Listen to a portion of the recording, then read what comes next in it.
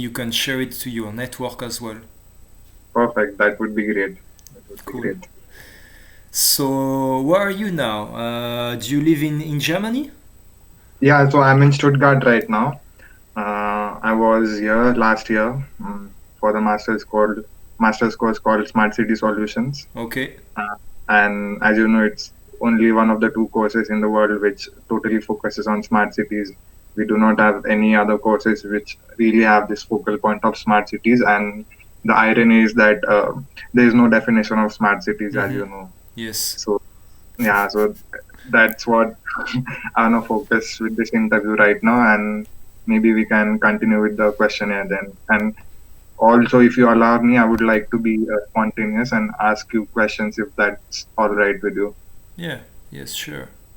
So yeah, that's right. That we do not have a clear definition of smart city. When you look at the history of smart cities, there are two phases. You have a first phase that started in the 90s and up to the beginning of 2010, up to 2014, something like that. And at the beginning, smart city was really a concept developed by IT corporate companies. I think that the first one was IBM. And Hmm. so they were proposing new kinds of computation for public governance. And so yeah, smart cities was mainly about plugging IT on the infrastructure to collect data to make better decisions by observing the use of the infrastructure by inhabitants. But then smart city concept have been held by different kinds of countries and interests, and so it became more social. And there is a change of the definition that appeared in 2014, and it starts to say that smart city means all the way to make the quality of life better for inhabitants.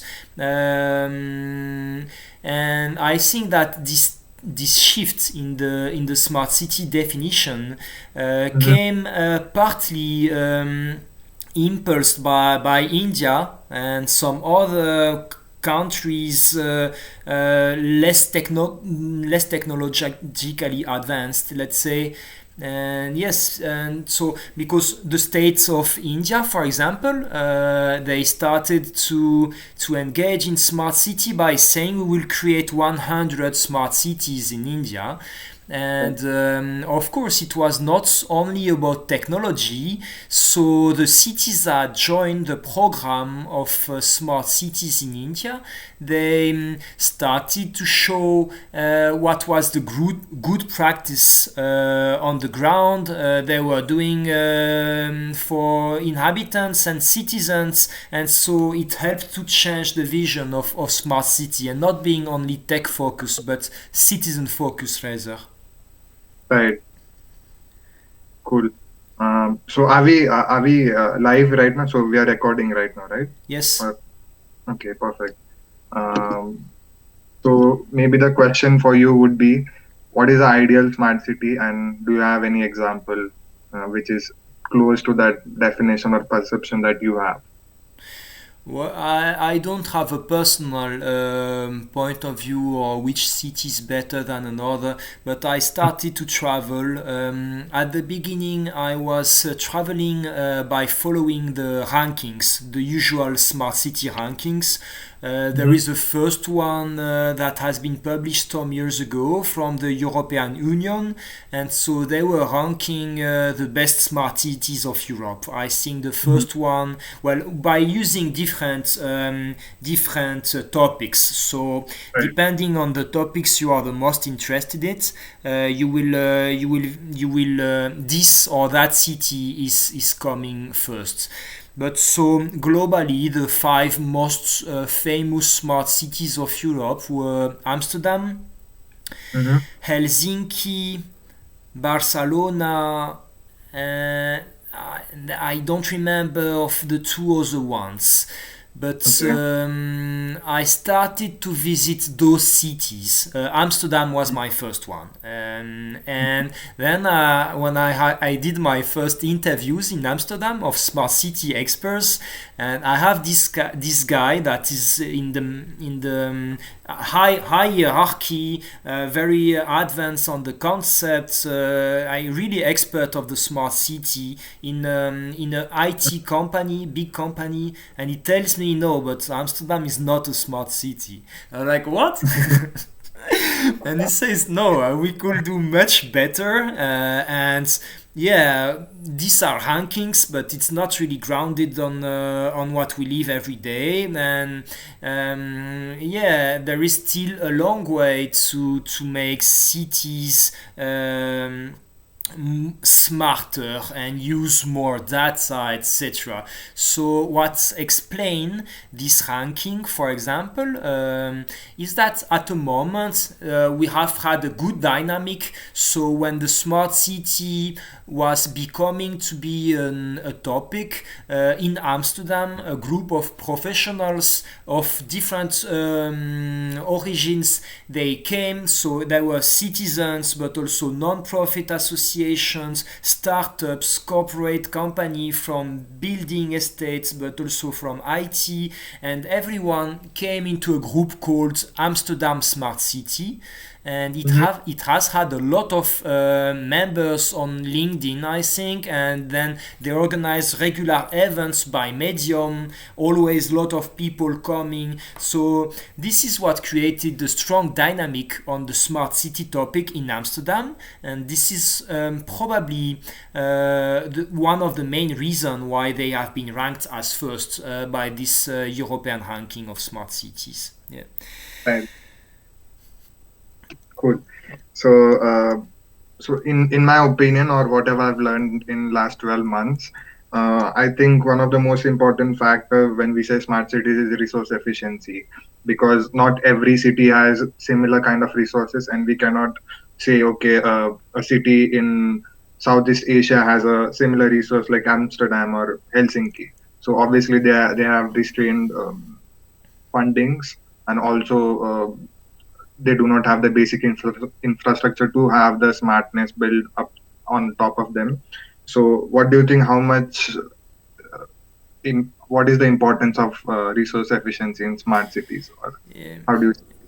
The energy consumption is a strong topic on urban science and on city, and of course, making a city smarter means being more respectful and resilient with the environment and the resource consuming. It makes a lot of sense for sure. You also have another keyword that is post-carbon cities that goes in the same direction, and yes, when we think about city, usually we put different silos or topics. Now they call it verticals sometimes in the industry, and you have energy, transportation, citizenship. So you have different big topic like that to work on the city with a certain transversality. Right. Yeah, I'm sure we cannot imagine now doing cities that will consume a lot of resource. Being smarter in a way is doing more with less. That's for sure. Yeah. Right. Exactly. And by resource efficiency, I also mean by the resources that a city has. It also can be the tourism potential that a city has, and on which they can capitalize. Or Interesting. yeah, so it can be many other things that a city has, and they can capitalize onto it. Maybe a city provides a good. In China, we know there are those couple cities which are developed onto one concept. So they have, let's say, IoT. So they Mm-hmm. have one where they have all the startups or a ecosystem which will focus morely upon IoT, and they have these hubs where each city has a specialized ecosystem for a topic, and then they have all the startups or all the financial or major activities are working, and that's why those cities are more famous. We also know the city for production in China, which is another similar Mm-hmm. example, Shenzhen. So how do you see it, especially for some of the Indian cities? Tourism can be a big resource, but I do not see they're using it mm, quite efficiently. So any On tourism, of course, there is a big thing because with the easiness of cross country transportation actually and low cost fly, the middle class started to travel a lot, and it's probably a very good thing to understand better different cultures, so to make more peaceful society. But the problem is mass tourism that is a bit fake about the cultural specificities. It do not really benefit to the small businesses, small local businesses. Usually, the tourist operators, they create sorts of package, and they say, okay, this class of tourists will want to have this kind of experience, and so they produce a sort of always the same thing, like a sort of international culture of food and of that it's not really interesting neither from the city that is being visited, and it's not Mhm. really good for the resource consumption usually. So yeah, tourism is something really interesting when you can use the money that you get out of it to Right. refurbish, for example, your infrastructure, or then you can valorize some parts of your past and some parts of your old monuments, and that you can use that to pay historians to write more details of the history of the country. All those kind of stuff are really interesting and can be done out of tourism. But I'm sure that smarter tourism can be done, and Mhm. it must include the resource efficiency for sure. Exactly. Sure. So coming up to the developing countries, so now let's take in consideration a developing country like maybe India, and they have this uh, lacking resources or unavailability of the basic infrastructure which is needed for a city. They do not have a metro, or they do not have a robust transportation system. And okay, then they have these goals that they want to be smart city, and again they have more challenges like limited resources, then unavailability of basic infrastructure, and also the already existing problems like the failures in maybe the hierarchy of the political system. So these are some of the challenges. So do you think it is a good approach for them to really target at the smart city, or they should first level up the basic infrastructure which is needed and then go for the smarter cities? Of course, it's a case by case Right. answer. I don't know. We can try to make a global answer to this question, but it depends, of course, of the reality on each For case. sure. But somehow, let's say that this is exactly what calls for a redefinition of the smart city. The thing is that smart city is a global movement, like internet is, or like other movement. It's a phenomena that appears everywhere in the world in more or less the same time. At one decade, it's kind of the same for everyone, and so we have everyone in the world, governments and companies willing to develop smarter cities by using the power of information and communication technologies. Mhm. And this can take really infinite kind of forms. It depends about the priorities you have locally. It depends also about the skills that are available around you, because it's not only about spending money at the beginning. You have a lot of smart city projects that are supported by very rich cities and states, and they put a lot of money in projects that do not really work because it do not matches with the needs of the population.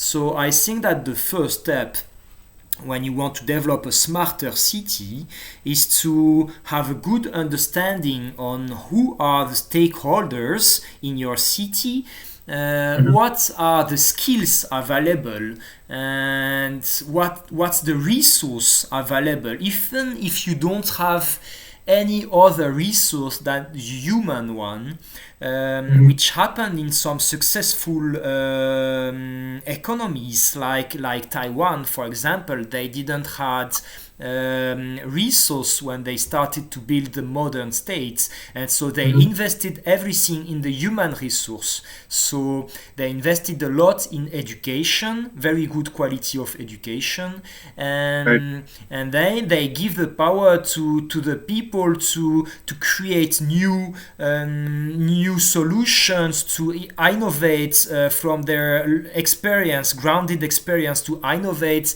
and propose the state some refurbishments, from their own experience. Perfect.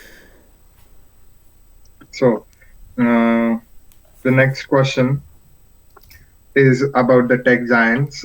As you said, in the early 90s, the tech companies really focused on this term smart cities, and then it evolved.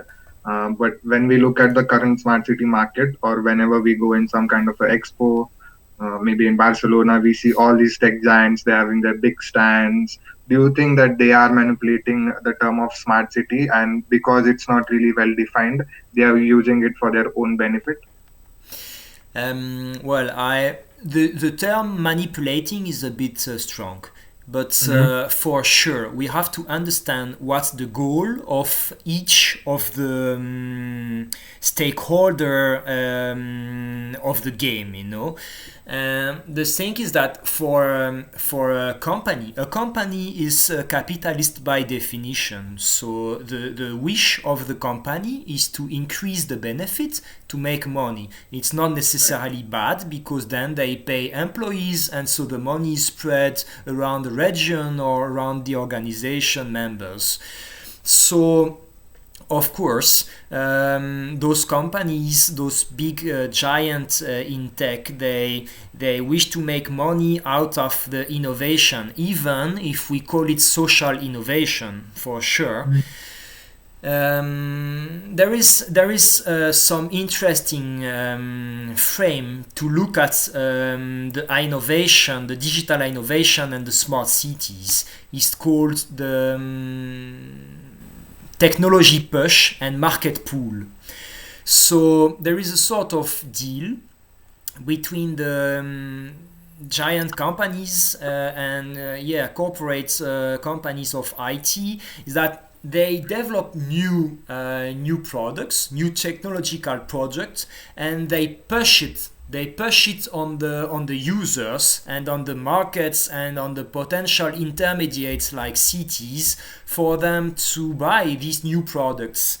This will not work. This strategy of selling will not work if you didn't had at the same time another power that goes in the same direction. It's the power called the market pool.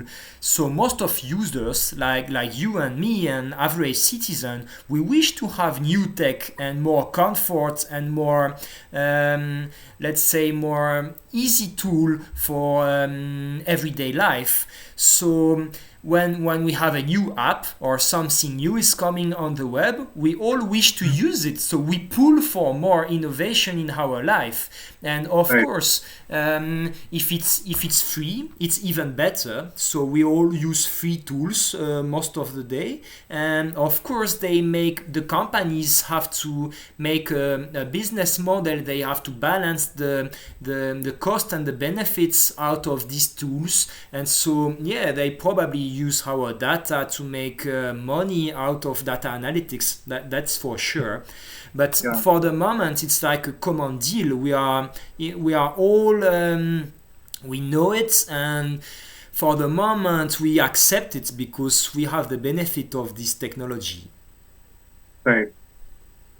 But yeah, so do you think that okay, this the intention behind from the tech giants may be a good one to make money and to make the services more user friendly, and obviously we will ultimately need them.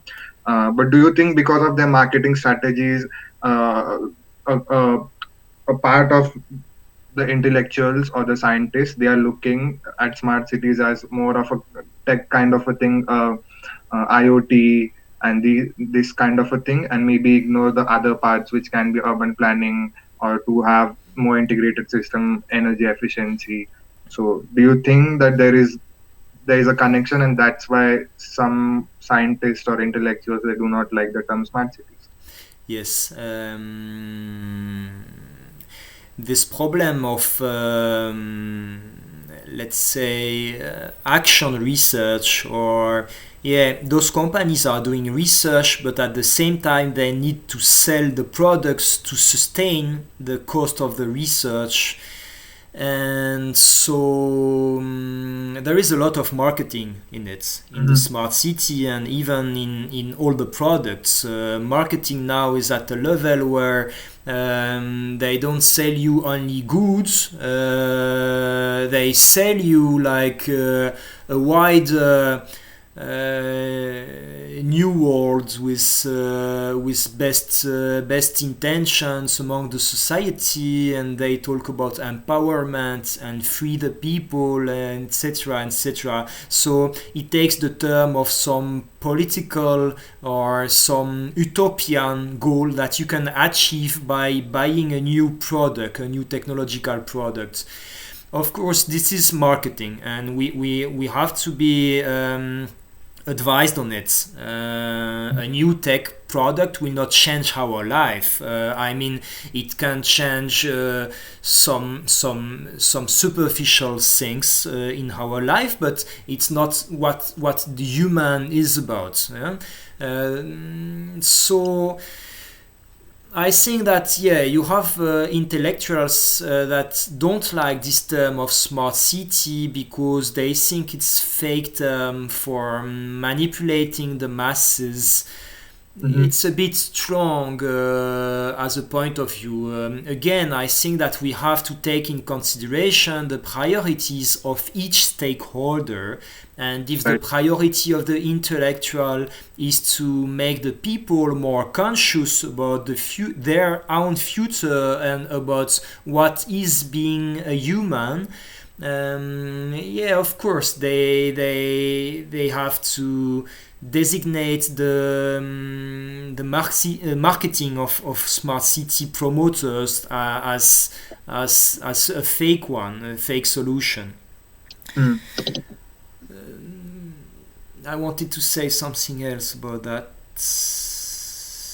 Yes, the other risk is that with this product selling driven economy, the other risk is that we will maybe focus too much on IoTs because this is where we can make money, but forgot all the sociology of and the philosophy of what kind of society are we creating by spreading more technological tools in our cities. This is something we must always think in terms of balancing it, because the one thing cannot go without the other. if we only product tech goods and we do not think about the end goal, and we do not think about where these products are driving us, it can be really risky at humanity scale. And but if we only think about let's say spiritual or philosophical problematics, so we will very certainly not advance technologically, or not that much. So Right. yeah, it needs for a balance in between those two stakeholders, let's say. Yeah. Okay. So the next question is about Tallinn, and as we are talking about digital revolution, Mm-hmm. Tallinn has recently been, I think it's 3 or 4 decades that they got independence now, and already they are a digital nation. They have almost 99% of their administrative services online. And what do you think? What were the drivers of this change? And yeah, so maybe some more things from your research on Tallinn and their digital Yes, revolution. sure.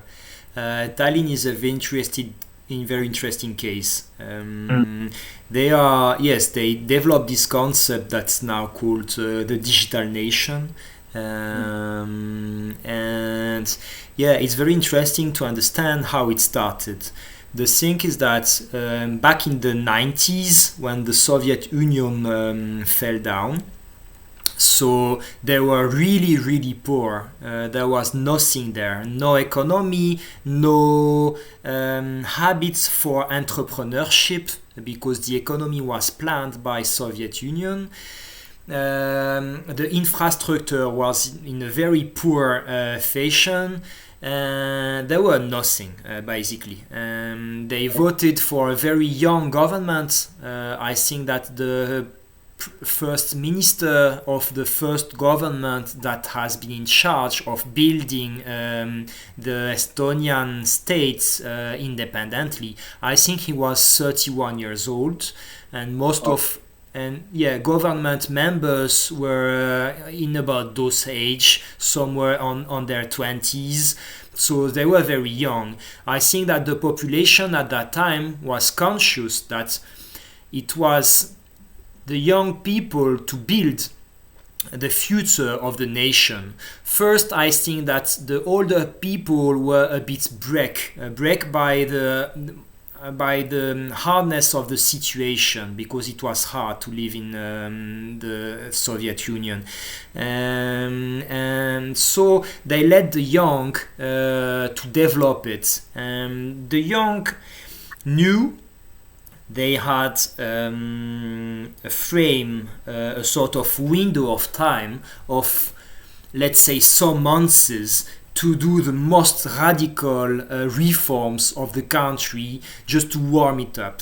And they knew it will not last. But their thing is that they knew what was democracies and the most innovating democracies by theory. So their level of education, especially in the technology and in the science and computation, they had high levels of education. right. That was something good in Soviet Union. And so yes, they said, okay, we don't have money, we need to build the state from scratch, and we are good in computers, and we need to refurbish the communication infrastructures. So for them, the most effective solution has been to start first to develop this solution on the digital states. Was the only solution in a way, because if you want to have an in-person service of the states, so you need to pay public servants for waiting the people to come. It's not really effective.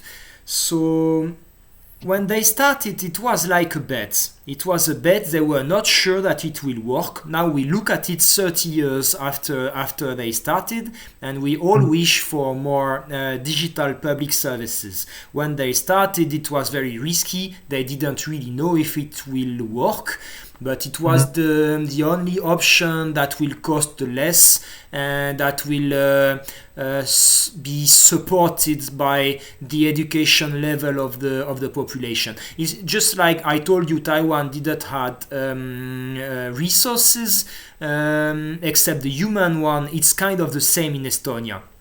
They didn't really have resource to exploit, but they had educated population, so they exploited the human resource. And yeah, this is how it started. And the thing is that at that time, the population was so so in a bad mood, so that they were okay. They agreed to accept whatever solution that could work. It was like, okay, let's do this because we need to do something. By the way, Yes. So one good advice from the former prime minister in charge has been to say that they have received a lot of critics, but his advice is, do not, if you know what kind of radical reform you want to do, you have a short frame of time to do it, and so don't spend your time on the critic, just run and do it. So keep the most tight to your calendar and do what you have to do, no matter what.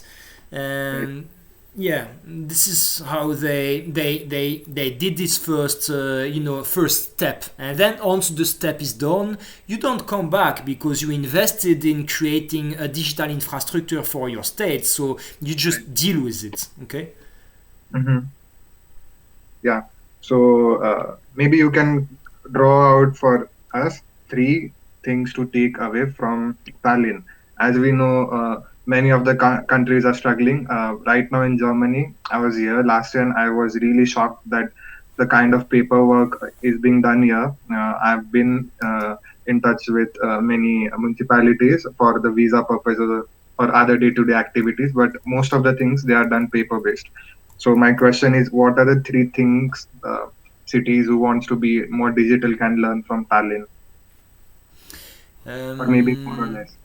If we look at the Tallinn case for digital city, it's on 3 pillars. They have 3 pillars. The first is that you have a secure ID identification. So it's a device that each citizen receives, and so he has a personal identification number, and he can connect with no hacking possibility to his own cyber identity, secured by the state. So this is something, one person, one secure ID. Then there is something that they call the X road. We can say that it's close to the blockchain, but it's not exactly the same. It's the same principle, but they built it by themselves before that blockchain was something. So the X road is an infrastructure for the public services to exchange information about the citizens.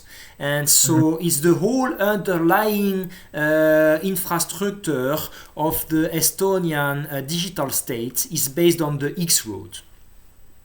And so with this X road, population can connect with the ID, with the secure ID we just talked about. So the citizen can connect to the X road, can put some information about himself, and can take connection with the different public services very easily in a very secure way.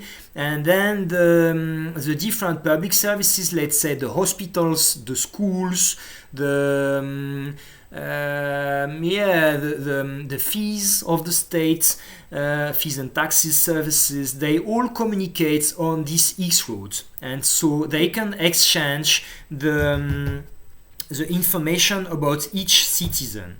Then Estonia wrote something interesting in the how is it called again? You know, when you define what's your state. Well, I will find it later. But so Estonia is applying this principle, which says you only have to ask the information once in the life of a citizen. So I think it's the only state of the world that work like that. Is that when you have given a paper to the state to declare where you live, for example, so you do a declaration of residency and you publish it on the X road, it's on your profile, and all the services can use it. You don't have to send it like thousands of times to prove that you live there, to open a bank account, to go to the school, to, you know. So you publish once on your profile, it's secured wallet, and so all the public services can access it. Yeah. And they do not have this data privacy problem for two reasons. The thing is that first, they trust their government. The thing is that when the Soviet Union fell down, first everyone knew they didn't have any privacy because they were spy all the time. And so they didn't really care about having privacy. Apparently it was like 50 years like that. So you are used to live by being watched by the state and government. So it wasn't an issue for them to share personal information to the governments. And the thing is that when this new government, democratic government, came, they all wanted to help him to work, because it was a big wish for them to live in democracy. So they accepted to share personal information for the state to work better. And they still nowadays have a very good trust in the government. So they don't. Yeah, it's something that make their digital state very effective. Is that citizens do not oppose in sharing personal informations, and this is also eased by the law design by default. The thing is that they don't have big hierarchies. It's a small state with a small population. Estonia is 1.3 million inhabitants, and Tallinn is 450,000 inhabitants. So small city, you know. And so you don't have big hierarchies. And if you want, for example, if you have an ID or if you have an issue, you can contact the public servant in charge of it quite easily by email, or you can grab your phone and have the the elective on the phone and proposing your project or talking about your issue. So it's very easy with this, let's say, non-hierarchy state by default. So these are things that make people, they trust themselves. It's a small scale of people, and they are very tight each other because they share a common language and a common history that is a bit specific in the world. And so they are still very collaborative in between them. Right. So that totally makes sense, and I totally believe that these are the factors which have helped Estonia. So maybe coming back to Germany, Germany being Europe's biggest economy, and they still are lacking to digitize themselves. And one thing is for sure that they are not lacking in funds or resources, but there are some challenges which are first thing which comes to my mind is privacy, and then second, like data most security. Western Europe, Yes, exactly.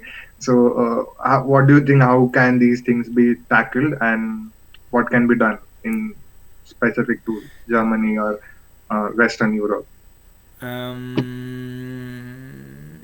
Well, I don't really know Germany so well, but I can extrapolate from my French point of view because I think that we have kind of the same issues on the data privacy topic in whole Western Europe, but also Occidental world. Let's say that we are in a post-democratic phase. It Mm-hmm. means that after World War II, we started to build stronger democracies, and it grew up to a peak of well-functioning democracies in the 80s. And Mm-hmm. from the 90s, it started to be less and less performing for different reasons, probably.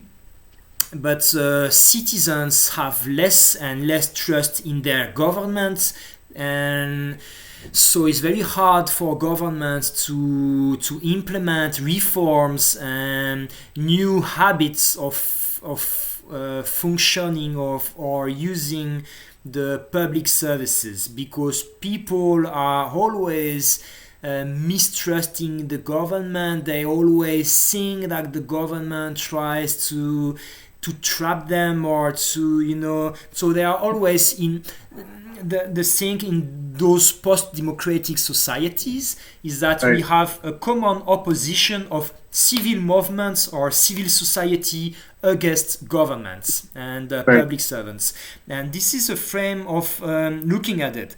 I think in a way there are good and bad points about this situation. The Mm-hmm. situation is that the citizens can protect themselves, protect minorities, and so you have a good level of liberty to do what you want, to think what you want, to talk about what you want, etc. But so in another way, it's not really effective to lead big refurbishment of the society. And I think that sadly the COVID-19 crisis have been a really interesting case to watch at this problem. I think Right. we don't say it, but the people say it, but it's not said on TV. I think we all have seen how a model of organization have limits in this crisis because our government haven't been effective at all. At least in France, I saw it from far. Was like, what the fuck? We don't have any mask, and people don't want to do it. They don't want to respect the thing, and we don't trust what the government is saying. It was a really, really mess, and so I think that the mess is the counterpart of liberty. It's Mm-hmm. sad, said like that, but sometimes, yes, I think that in these post democratic states, the people will need to think more about common benefits and to be more disciplined in a way to achieve refurbishing the states in a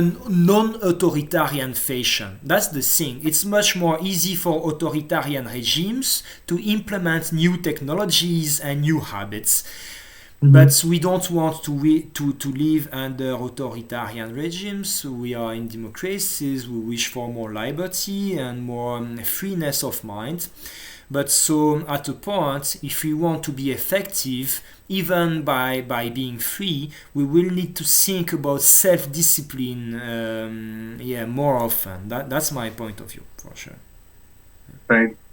So, as we are touching politics right now and politicians, we can come to the next question, and maybe more in general for smart cities. How important do you think is political willingness? And do you think if there is no political willingness in some country or in a city, can there be a change from bottom up from the citizens?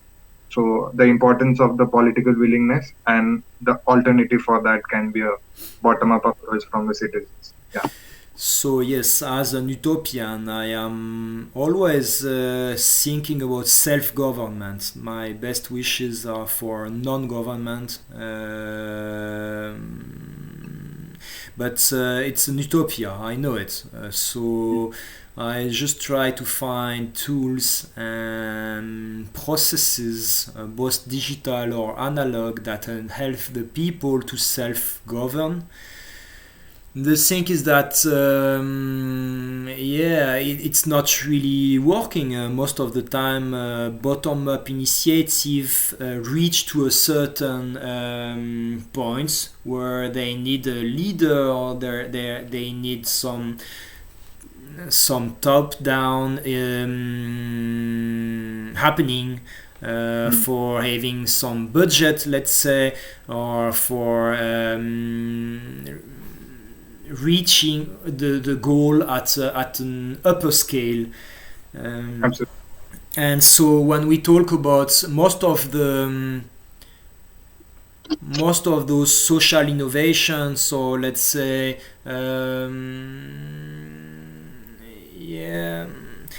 they or those groups that work on bottom-up processes, most of the time they work by state subsidies. So it's not really fair, It's not really fair to develop projects and saying you are independent for the citizen if you cannot have a sustainable economical model, and so you need the state to give you money. It's not what It's not fair in a way. Right.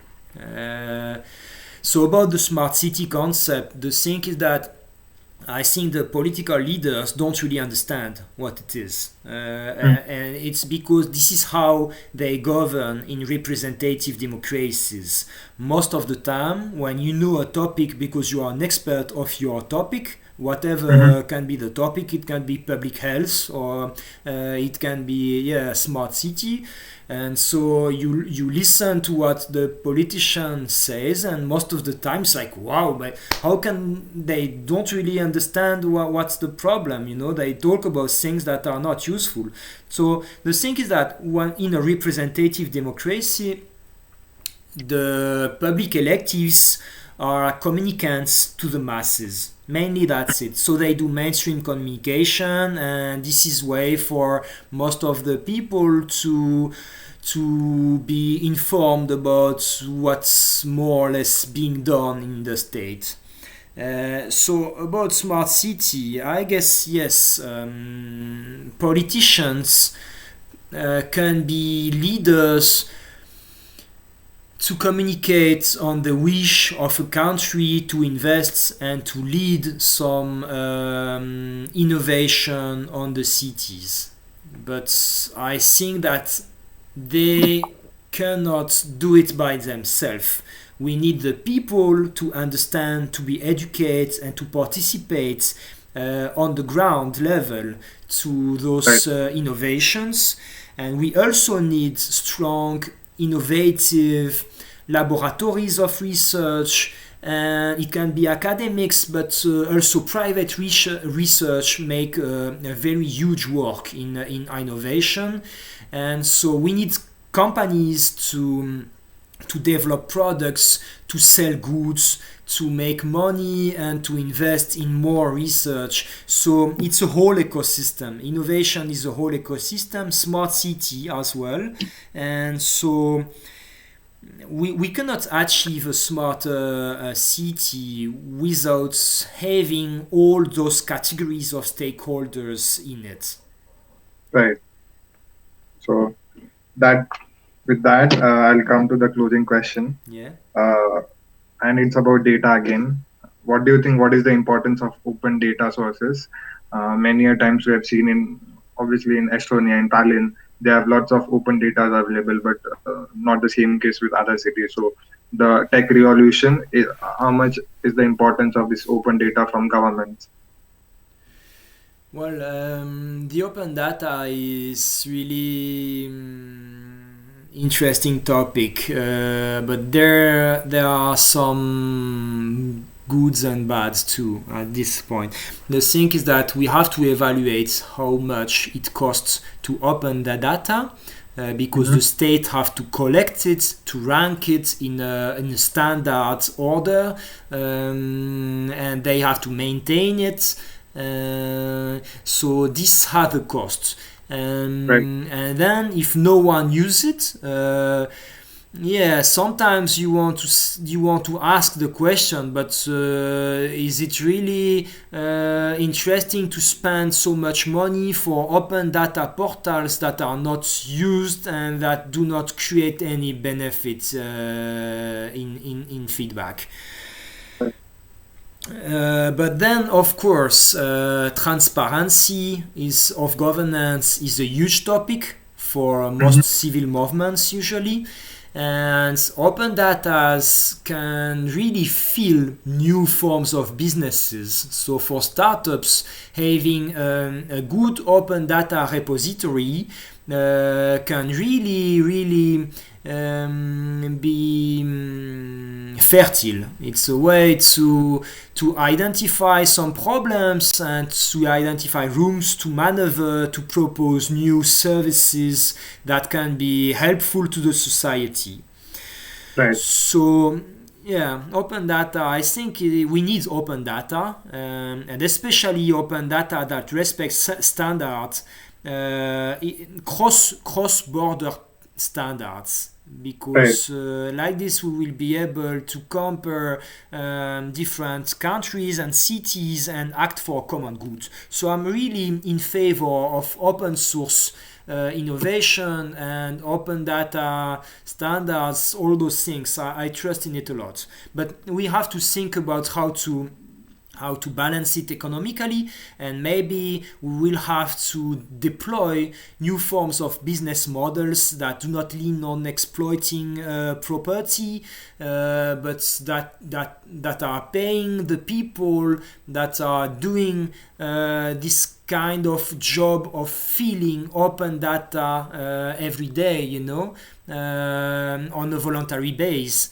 So maybe a sort of universal basic income can be a solution for the citizen to act for common goods. We can think of rewarding citizens for giving their time 1 hour a day or 1 hour a week, giving time for common good and achieving this kind of work. Right. Okay. So that were really interesting insights into smart cities and about data governance, digital economies, and again resource efficiency. So thanks a lot. Thank you very much, Vipul, for your interest. Perfect. And let's keep in touch. Yeah, sure. Maybe